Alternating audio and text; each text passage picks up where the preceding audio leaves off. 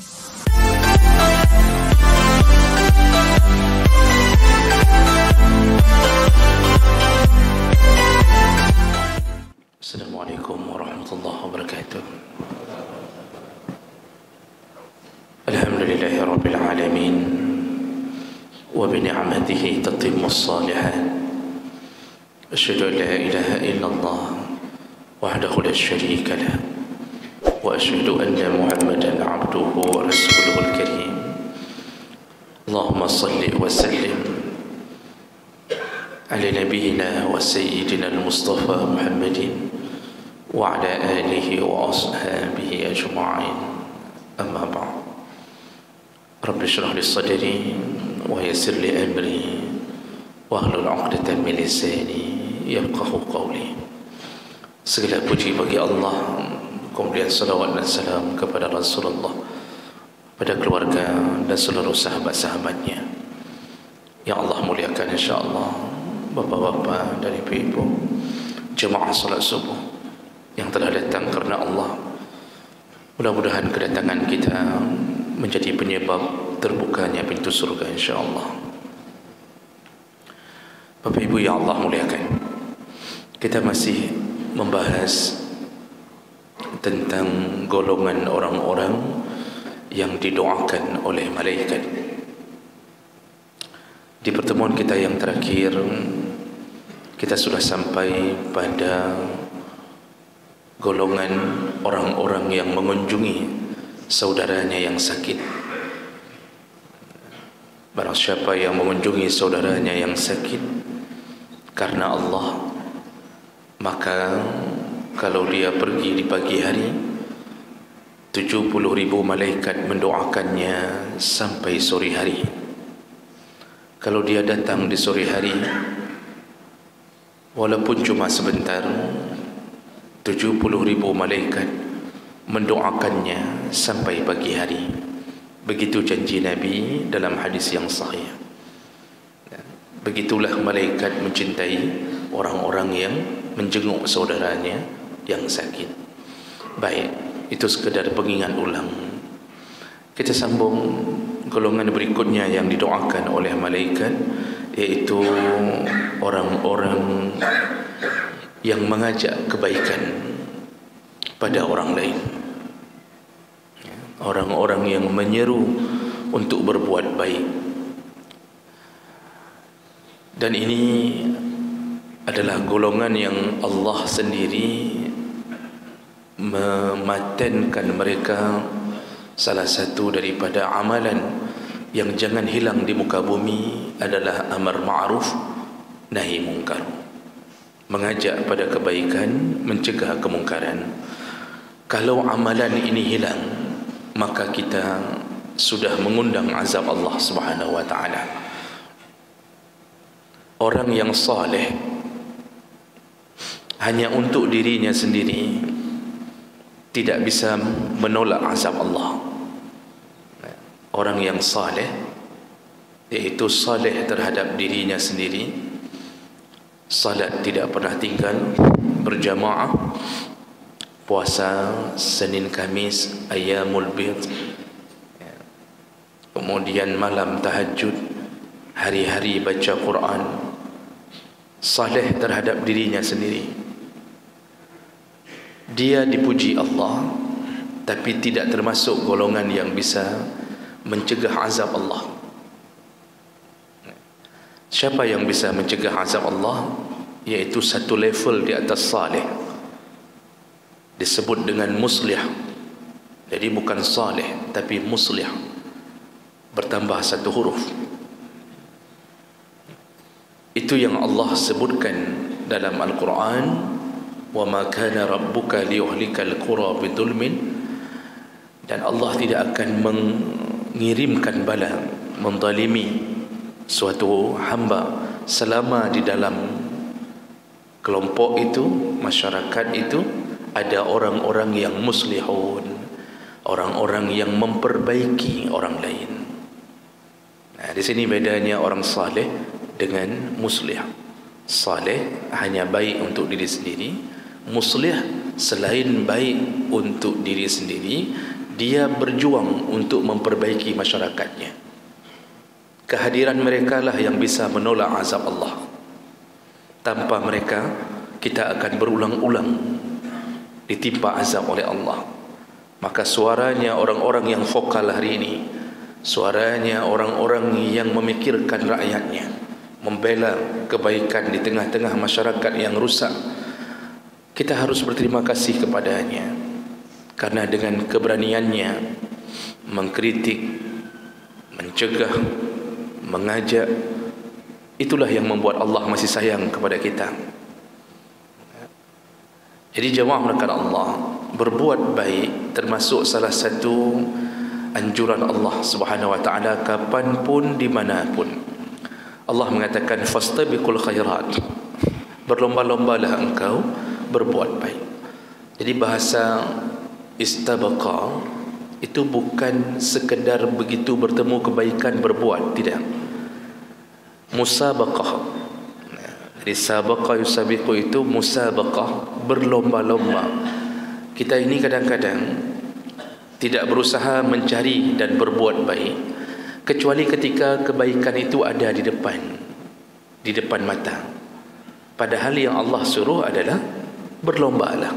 Yang namanya berlomba, cari kebaikan. Jangan hanya kasih sedekah kepada yang sudah berada di depan mata. Jadi kalau ketemu pengemis, kasih. Tidak ketemu, hari itu, besok, lusa, tidak pernah sedekah.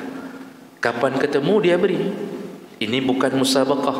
Musabaqah itu dalam hari-harinya berfikir bagaimana caranya dia mencari kebaikan.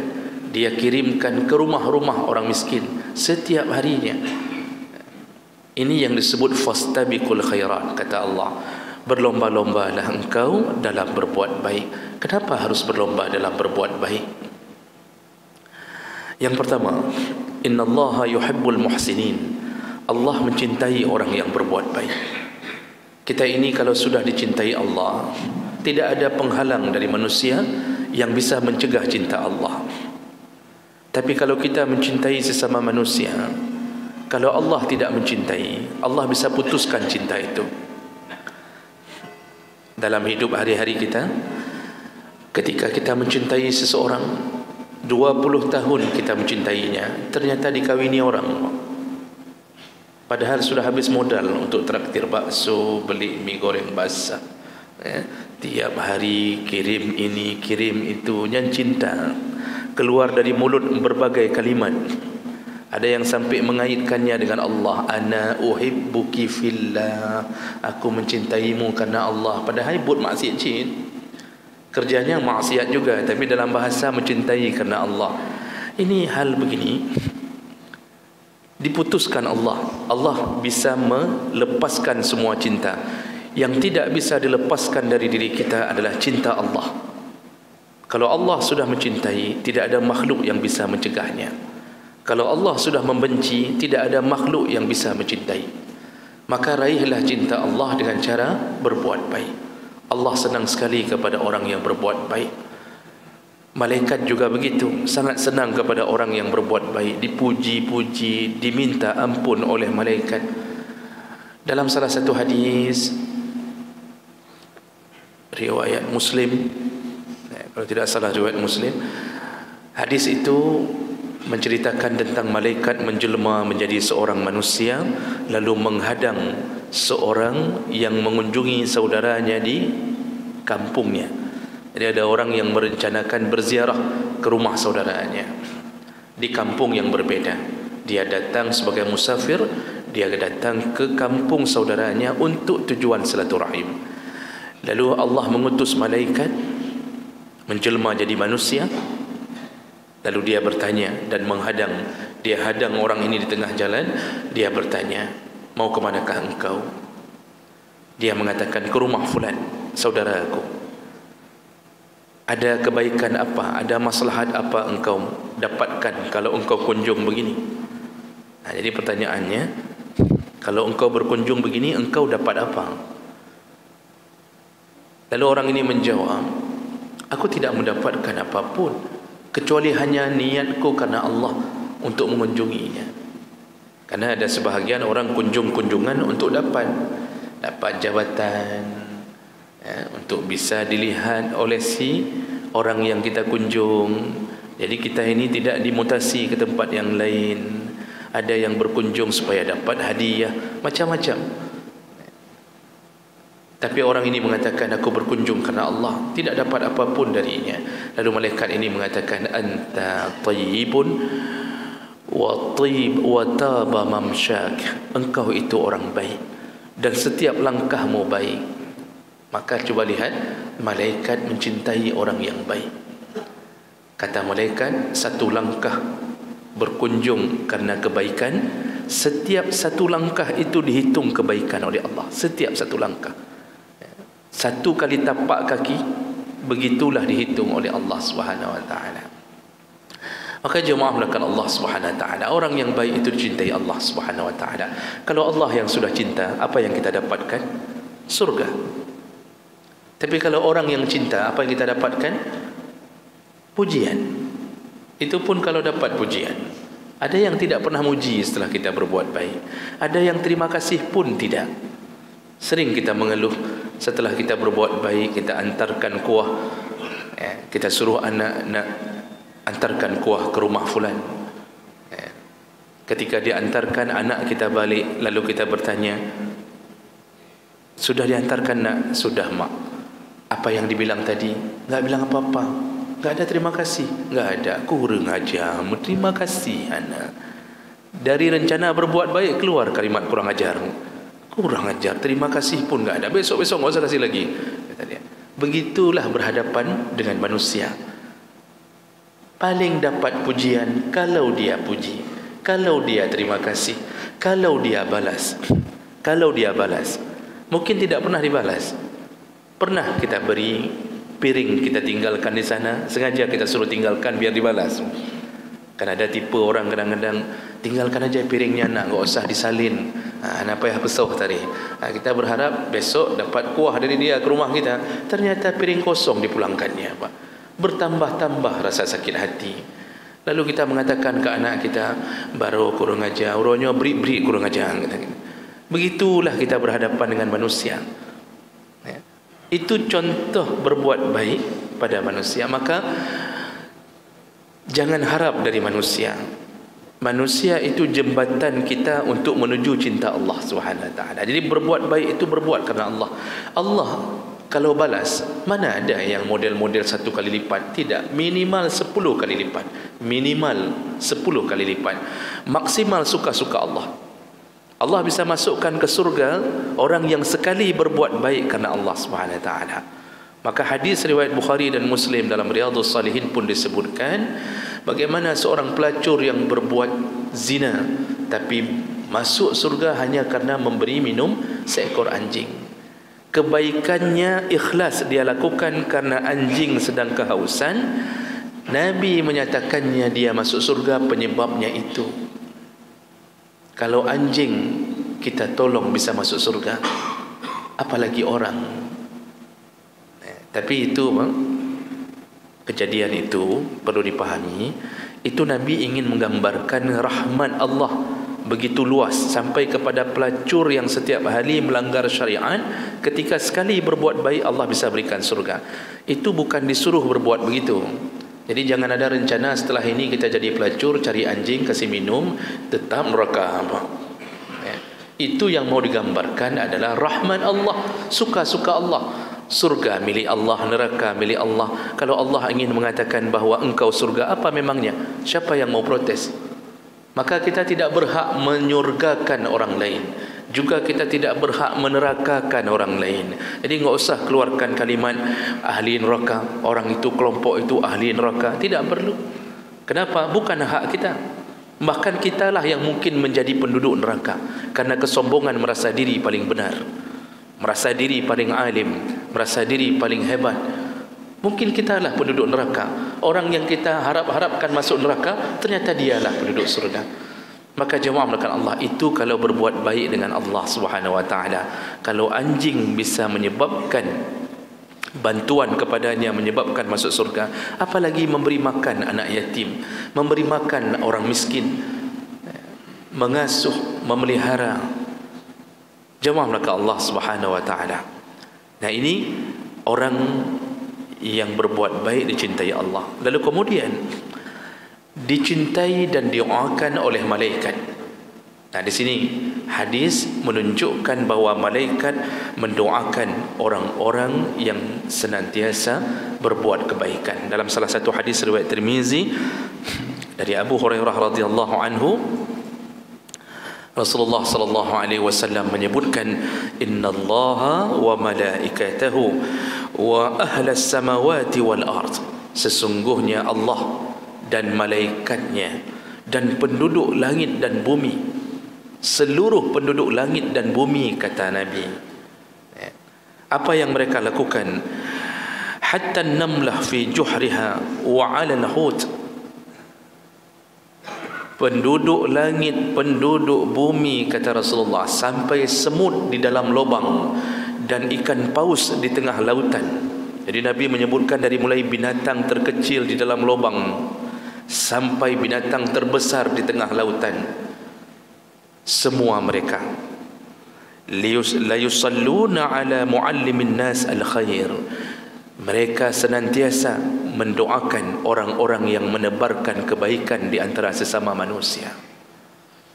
Rupanya doa malaikat, doa binatang, doa binatang air, binatang darat, semua makhluk hidup yang dicipta Allah, semuanya mendoakan orang-orang yang mengajak kepada kebaikan.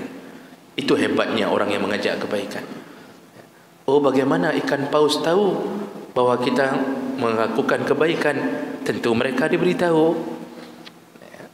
Mereka diberitahu oleh Allah, mereka diberitahu oleh malaikat dengan izin Allah. Fulan di atas darat telah mengajarkan kebaikan, fulan, semua mereka mendoakan, memohon ampun. Makanya orang-orang terdahulu itu hari-hari mereka hiasi dengan mengajak orang berbuat baik. Tidak ada kesempatan hidup mereka kecuali mereka gunakan untuk berbuat baik. Maksiat bisa terjadi, tapi usahakan minimalisir, jangan diperbesar. Kita ini tidak bisa hilang dari dosa. Cacat kita adalah dosa, dan itu menempel pada diri kita. Rasulullah mengatakan, kullu bani Adam khata', setiap anak Adam selalu berdosa. Wa khairul khata'in at-tawwabun, tapi orang yang berdosa sebaik-baik mereka yang segera bertaubat. Ini menunjukkan kita tidak bisa hilang dari dosa. Bapak Ibu yang Allah muliakan, bayangkan bagaimana mulianya orang mengajak pada kebaikan, didoakan oleh semua makhluk langit dan makhluk bumi. Bahkan Allah pun memuji-muji mereka.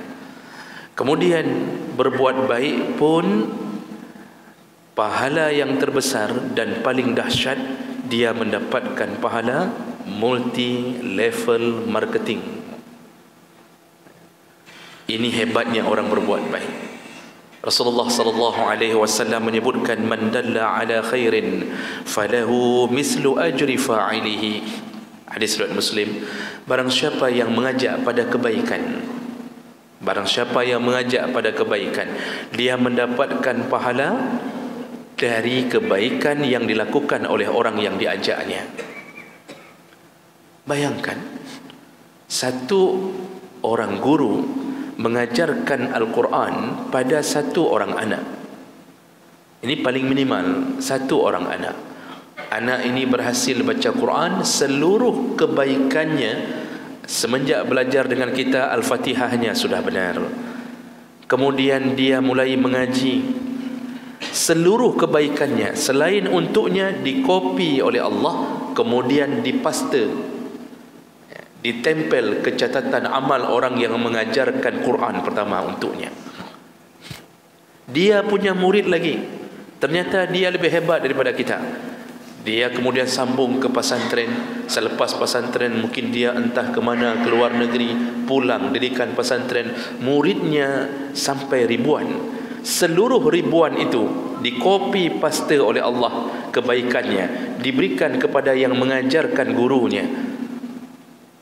diberikan ke gurunya, dikopi lagi, diberikan kepada yang mengajarkan gurunya, terus sampai ke atas. Masya Allah, menjamurnya pahala kita. Satu kebaikan meledak di bawah. Sama seperti orang-orang yang mengerjakan multi level marketing.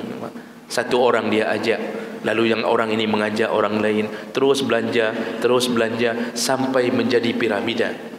Begitulah hebatnya orang-orang mengajarkan kebaikan. Jadi jemaah maka Allah, jangan merasa putus asa dan tidak bersemangat ketika kita mengajarkan anak.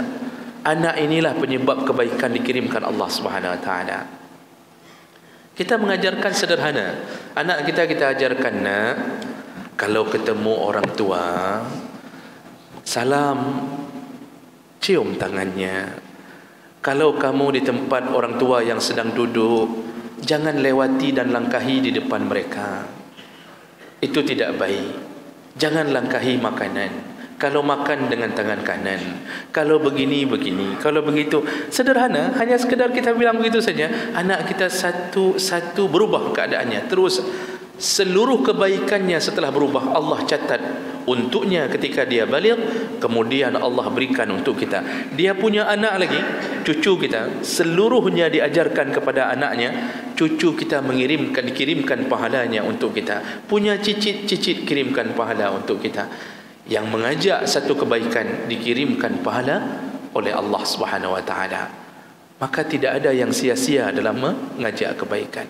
Maka jemaah melakukan Allah Subhanahu wa taala, janganlah kita ketika anak melawan sekali, ini kita ajak kebaikan, anak melawan, sekali dia melawan, mungkin karena sifat keanak-anakannya, langsung kita mengatakan bahawa kalau enggak mau buat baik, ya sudah, kamu dalam neraka, ayah sama mama mau masuk surga, kamu aja dalam neraka. Lalu kita putuskan mengajarkan dia, direbut oleh syaitan, berubah jadi orang yang buruk, perilaku orang yang jahat. Gara-gara kita berhenti mengajarkannya, seluruh kejahatan yang dia lakukan Allah juga kirimkan kepada kita. Kenapa? Kita lepaskan tanggungjawab kita sebagai orang tua. Ini resikonya. Jemaah maka Allah Subhanahu wa taala, tidak akan Allah hilangkan sedikit pun kebaikan yang kita lakukan kepada Allah. Nah, sebagai penutup, yang perlu kita ketahui berikutnya, mengajarkan kebaikan itu tidak mesti dengan lisan. Jadi jangan mengira mengajarkan kebaikan itu harus jadi ustaz, jadi tengku, jadi guru. Tidak. Tidak semua orang bisa ke situ, dan tidak semua orang Allah berikan kelebihan untuk itu. Kita punya kelebihan masing-masing. Kebaikan yang diajarkan tidak mesti kita bicara, mengeluarkan ayat, mengeluarkan hadis, tidak mesti. Kita beri suri tauladan saja pada anak kita sudah cukup. Kita tidak ngomong apa-apa, karena tipe kita mungkin tipe pendiam, tidak banyak ngomong. Lalu tapi kita dilihat oleh anak kita profil ayah yang baik. Kita sayang istri, kita cari nafkah ikhlas karena Allah. Anak kita pegang di tangan, bawa ke musalla agar dia bisa salat. Ngomong enggak ada, tidak banyak bicara. Tapi dia lihat pakaian ayahnya, pakaian ibunya, waktu ayahnya bicara penuh dengan kelembutan. Jadi sandaran hidup dia. Itu pun kebaikan, walaupun tidak mengucapkan apa-apa. Kadang tadi Nabi mengatakan yang menunjukkan, bukan yang melafazkan kebaikan, yang menunjukkan kebaikan. Itu qudwah, itulah suri tauladan yang paling hebat. Karena selama ini orang banyak setelah mengajak orang lain berbuat baik, dia sendiri tidak berbuat baik. Ini Allah tidak akan berikan apapun untuknya. Allah tidak berikan apapun. Seorang ayah mengajak anaknya ke musalla, nak pergi ke musalla, pergi salat, nak pergi Jumaat, nak pergi ini, nak pergi itu, tapi dia sendiri tidak pernah pergi. Maka munculkan di sebahagian masjid cuma anak-anaknya yang muncul. Ketika kita tanya, "Oh ayah dengar." Tiap hari begitu. "Oh ayah di rumah." Anaknya aja yang muncul di masjid, Pak. Orang tuanya tidak pernah muncul. Difikirnya dengan anaknya muncul dikirimkan kebaikan. Tidak. Kalau kita sendiri pun tidak melakukan kebaikan itu, Allah tidak kirimkan apa-apa. Baik, kalau begitu kesimpulannya, berbuatlah baik. Selama hayat masih dikandung badan, teruslah berbuat baik. Walaupun sekali-sekali kita terjebak ke dalam keburukan, tapi mudah-mudahan Allah hapuskan keburukan kita. Tertinggallah kebaikan-kebaikan yang menyebabkan kita berbahagia bersama keluarga kita di dalam surganya nanti insya-Allah. Subhanakallahumma wa bihamdik, asyhadu an la ilaha illa anta, astaghfiruka wa atubu ilaik. Wassalamualaikum warahmatullahi wabarakatuh.